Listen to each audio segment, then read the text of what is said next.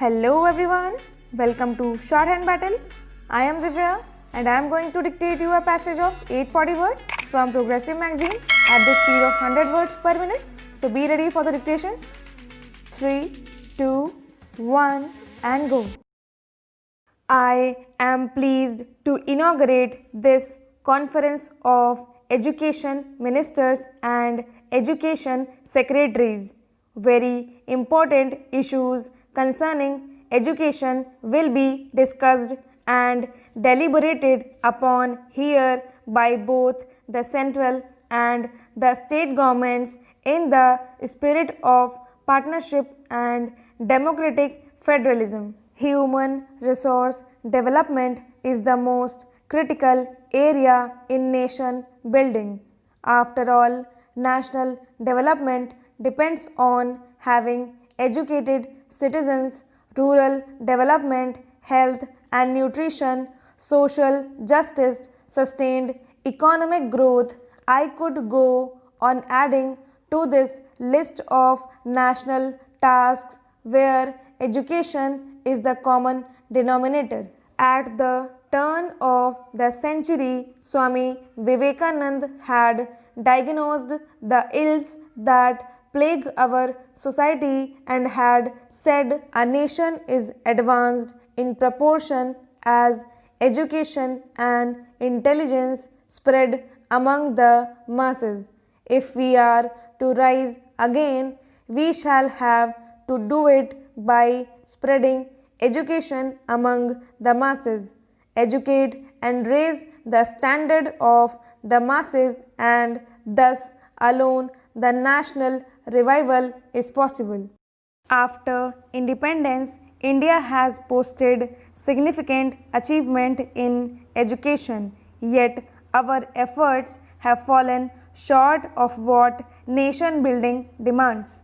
Professor Amartya Sen, this year's Nobel Prize winner in economics, says that the governments in developing countries, including ours, have intervened a lot to solve problems in the economic and business sectors. However, they have not intervened enough in the social sectors of health and education. This is a valid criticism. To remedy this imbalance is our collective task. The center and the states must reaffirm their commitment to the social sector, especially education. You will agree with me that what needs most attention is primary education. It is the base of everything. Primary education is the most neglected area in the entire education system. We must restore primacy to primary education in our education policy and planning.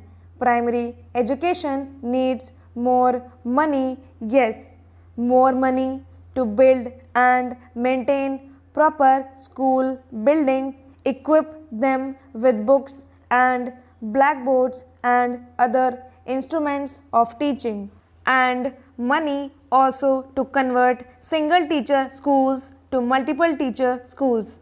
Money is always scarce.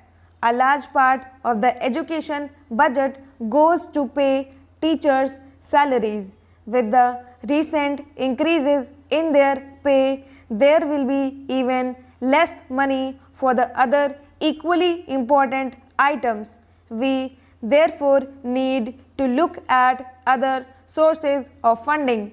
Private enterprise is now entering professional education.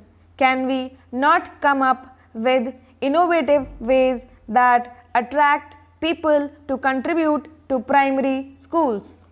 More than money, primary education needs better administrative and managerial skills and, of course, a far stronger political will. It is sad that this most important area of nation building does not attract the best and the brightest administrators. Other departments are considered more glamorous primary education is often not the first choice of those who are assigned there. This must change. The most important thing that we can do to improve primary education is to ensure that the best administrators are applying their minds to improve the primary education system. I have some other thoughts that I would like to share with you on the subject. While governments have done a lot to improve teachers' salaries, they have neglected the task of improving their working and teaching environment. Teachers' views are often ignored or not even sought in education planning. The bureaucrats in the education department have an upper hand and often boss over teachers and principals. This is wrong.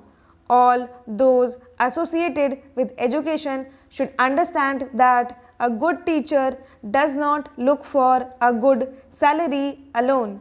He values even more a better working environment where he feels that he is valued and has a say in the running of his institution. The quality of municipal and other government schools is inferior to that of private schools. One reason, of course, is that richer parents pay for and then demand better service from private schools. In government-run schools where the parents are too poor and themselves uneducated, they cannot demand better service. This places a bigger responsibility on us to run our schools better in the absence of parental demand. Can we face up to that responsibility? How do we make parents and communities more responsive about the school in their midst? This is one of the great challenges before the education sector. If we want the villagers to consider the schools to be theirs, then they must have a sense of responsibility and ownership. Here I have a suggestion.